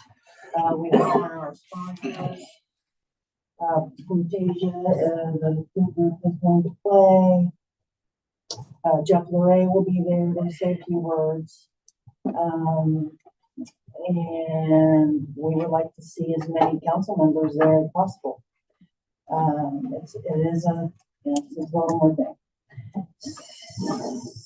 And I mentioned last meeting that we might have to cancel the Heritage Tour because the insurance issue, but we have found insurance and it's not that expensive, so I think we're going to get with that. That's about it. Good deal. All right, next we move on to motions. Question, on the Keller annexation, I know we're up against the Jets timeline deadline. February 10th. So there's no need to take action tonight. Okay. And then there was some talk of a meeting that I would attend. Do we know when that date would be? Well, I was hoping to do it today, actually, but the parks, I was going to contact you on that, but the Parks Board couldn't meet because they didn't have a quorum. So there's a chance that they'll meet yet this month, and I'll keep you updated on that. Okay, and when you contact me, could you not do it through my document? Because I don't monitor that. Yeah, that's fine. Okay. So as far as the motions go, I'm not sure exactly when the proper time is to do this, but I'm going to take it as now, potentially. So I had brought up a couple times and wanting to adjust or amend the pay schedule for the village solicitor. Again, I kind of looked into those numbers. So the average salary here via the state, so this information was available as of November 1st, 2024. So it ranges from $75,274 to $101,508. Now, I know that our solicitor is basically at will, but I know that currently his contract is for $62,000. So I am just proposing that we amend his pay accordingly, somewhere in that range. So I'm making the motion. Okay. To adjust that. You got that. Well, I didn't know if you wanted to discuss this. Sure. I guess we've got the low end at 75, the high is 101. I would probably say if he's right currently now at 62. I know, I don't know as far as hours or what have you. I don't know if there's a number of hours average per week or per month. I think it stands to make sense. If the low range is 75, and we have these large developments coming in, I think 80,000. I would second that.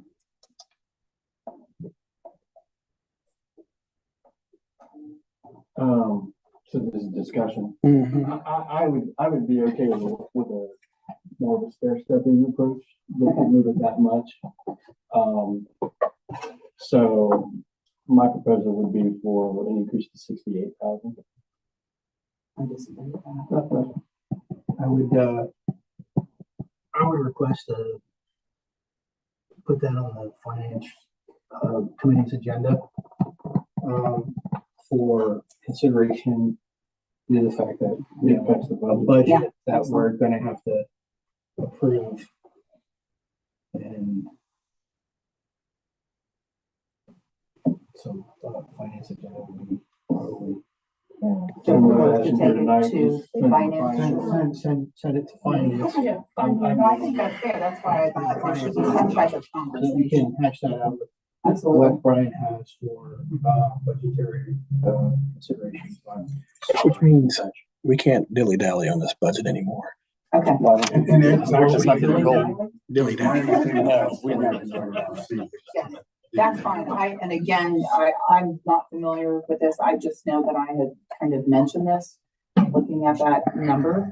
So I am gonna now propose then, that we bring this up at the financial committee at the next meeting, which will be in February. So you're amending your motion then? Yes, I'd like to amend my motion, withdraw that motion and change the motion to take this proposal to the financial committee in February. to discuss with the budget office. Yes. I second that. Discussion, or do I send it? No, discuss, we're to the discussion part. So just to understand the motion. We still have to do a To send roll call. a recommendation to the finance committee to increase the solicitor's salary to a, to be determined. Well, we can send it to finance with the recommendation. Okay, that's fine, yeah. Good deal. Any other discussions? Roll call? Let's see, McCreary, Yes. Schaffner. Yeah. Phillips, Yes. Foreman, Yes. Cosgray, Yeah. Reading. Yes. Discussion, we'll talk about safety to Tara. No, there's no motions on that. That's already on the agenda. So, yeah, that'll come up for a reading. We amended the agenda. I know, but where we gonna put that? And then, It'd be number 4. It's under a first reading. Fourth resolution is It'll be resolution 2025-4 under first reading. under first reading. And is it, are we looking for emergency language on that? Yes. Well, and the reason, because according to OML, they asked for responses by tomorrow, as many as they can possibly get. Before we move on to that, though, I think we need to have another motion, and that's up to you guys. But if you recall, when Councilperson Schaffner was asking for donations for the village authorized $5,000 for 2024, and if necessary, $5,000 in 2025. Well, that hasn't occurred yet because it wasn't appropriated. I now have it in the budget. So I would need a motion to transfer that last year's allotment of $5,000 from the general fund to the Bicentennial Commission, if I can get that tonight. Last year. From last year, yes. we did send it, the 5,000 last year. No, we did not, because it wasn't budgeted. You have to budget transfers and it's late in the year. And I didn't want to tie it down with increasing appropriations ordinance and all that So stuff. basically, we need 10,000 in this budget. Well, it's in the budget, but the motion with the past last year was donate $5,000 in 2024. And if need be, $25,000 in 2025. We don't know if they need that yet, but I want to move the 5,000 over. So I need a motion to authorize me to the easiest way is to transfer the money. So I would need a motion to transfer that money. I'll make the motion.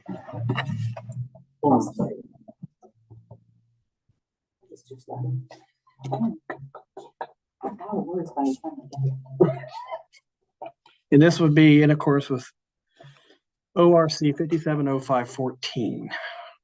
If you want to know what just a simple motion to transfer the money. Don't have any discussion. He just comes up with these numbers and we don't know if they're right. Made that up all the way. You can look it up. You can look it up.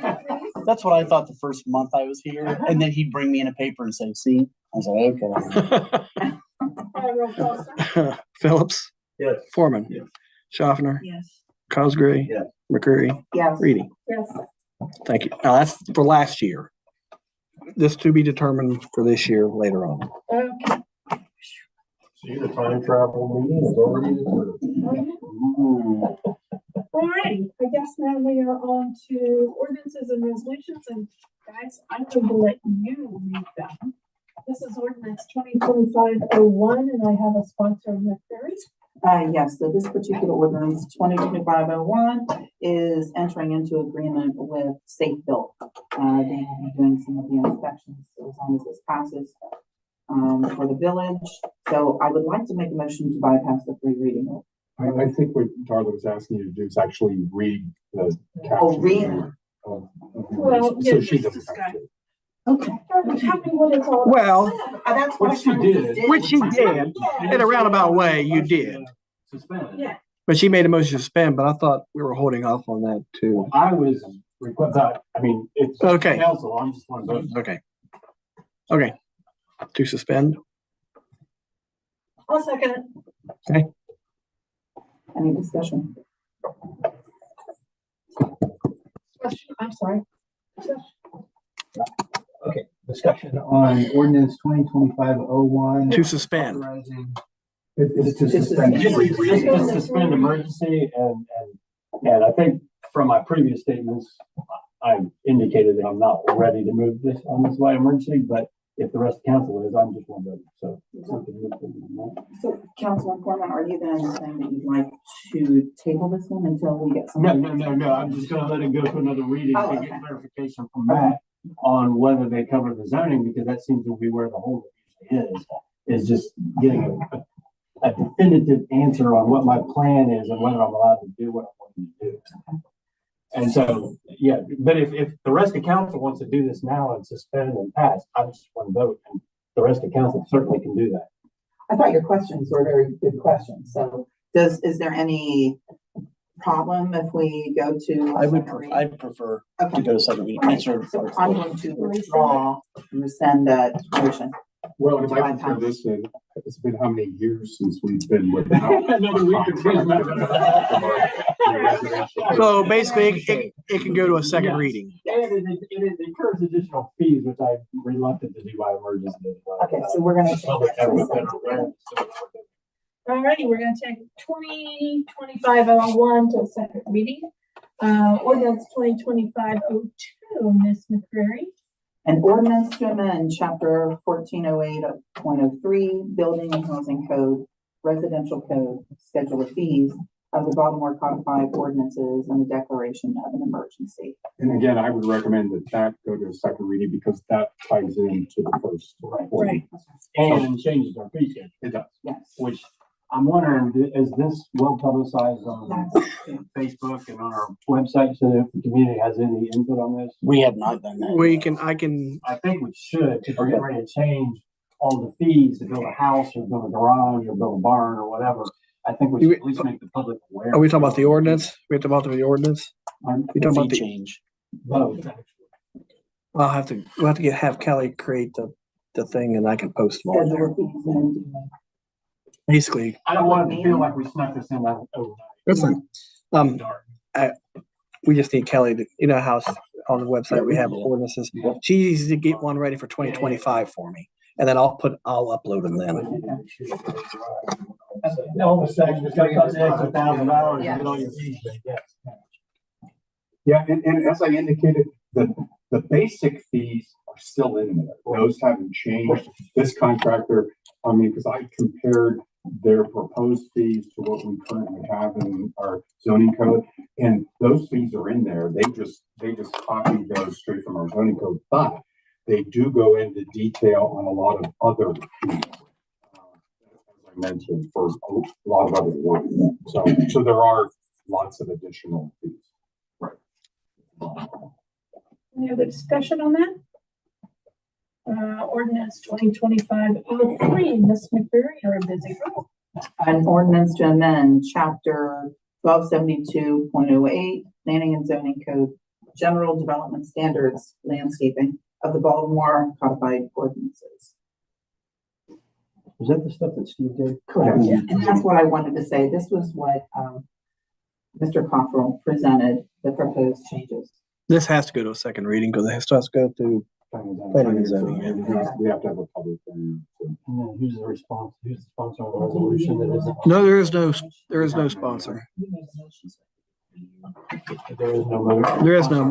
sponsor on that. Okay. On that fourth one. So do we need to make a motion to adopt the resolution? Well, Are we on 2025? Okay, I felt like we didn't wrap up the other one. Moving on to I thought we the were still on. that's second reading. For a second reading. Okay. All right. This is the draft resolution is the one that needs a sponsor. The AT&T draft resolution. Yes. And I can sponsor that. And is that written somewhere where I can give a skinny on that, or do I just make it up as I go? You were all given a copy of the draft resolution offered by the municipal league for municipalities to challenge Yes. A resolution of the village board supporting the High Municipal League's challenge of AT&T's tariff application and coming to its commission of Ohio. Basically, this is to tell AT&T if you need to move your stuff, you're not charging us for it. Right. And we need to pass this by emergency, so before we make a motion to bypass the reading. Schaffner second. Discussion on bypassing? Roll call. Foreman. Yes. Schaffner. Yes. Phillips. Yes. Cosgray. Yes. McCreary. Yes. Reedy. Yes. Or makes a motion to adopt the resolution. Schaffner second. Discussion. Point of discussion. The idea that AT&T would charge the village for moving infrastructure goes against what is already set, right? Correct. Normally, when the village says, hey, we have this project, AT&T got stuff in the way, you need to move it, and they move it and pay for it. But this says that we would have to do that. Right. Yes, AT&T is asking to Which, pass those which costs then on. sets a precedent Yeah. for other utility companies to be able to do the same thing, and we're footing the bill for moving their stuff.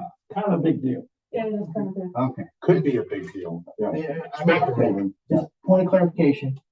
That's what that means. And then I took it one step further, as these things become obsolete as they are.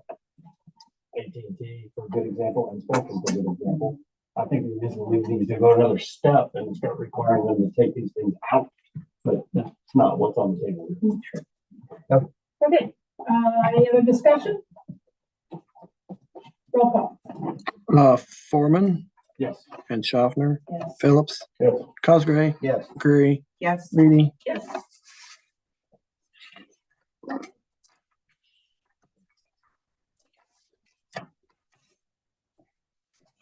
We don't have any second readings tonight or third readings. We do have stapled ordinances. Are we going to put any of these through? Keller's is in here. Yeah, again, Keller's, we don't need to move forward on that. We're not at the deadline yet. We will be by Before the meeting after next. yes, by the first council meeting in February. That's the absolute deadline for us for you guys to either adopt that, untable and adopt it or not. So, And what's the deal with the other one? Is that the one we're still talking about? Yeah. Rules? Okay. so I think both of them. For now. Sounds good. Old business. From my perspective, when's the Mount Walnut Mulberry thing gonna change? I think it already has. doesn't it? Soon. No, it's not yet. It is. Soon, I will write that If down. you remember the last meeting, there was a breakdown in communication on my part to get that out Oh. before the holidays. That- We had a number of different people ask, after we passed that and we sent them letters, they were real concerned about holiday travel. So by the time that got communicated to Tim, it was already like second week of December. So we decided to leave it. Okay. If I remember correctly, we decided to leave it. So it's, as soon as those signs come in, we get them, and the guys get a few minutes, and then we'll make the And changes. then the snow fell and we wish we'd already done it. And That's Matt, why we did it. and Matt did, and I will say Matt did send letters to the residents in that area both times. Some of them are already parking. Yeah. The parking that's is already flipped. I noticed that the other day when I worked out, you guys like, I don't see the sign, but the parking is up. I noticed it tonight. I was like, the facing. Yeah, yeah. And are we getting together with the Liberty Township trustees? Yeah. They're asking questions. Yeah, so I spoke with Rob Alt today, and they've invited us there, or they're happy to come here. I just, with the mayor being in the hospital, I didn't get a chance to confirm with him what he wants to do. I told Mr. Alt that I would talk with Rick on Wednesday morning when he's in for a meeting, Okay, and whatever his preference is, okay, I cool. would Still, let him know. we're still out there working on it. All right. Any new business?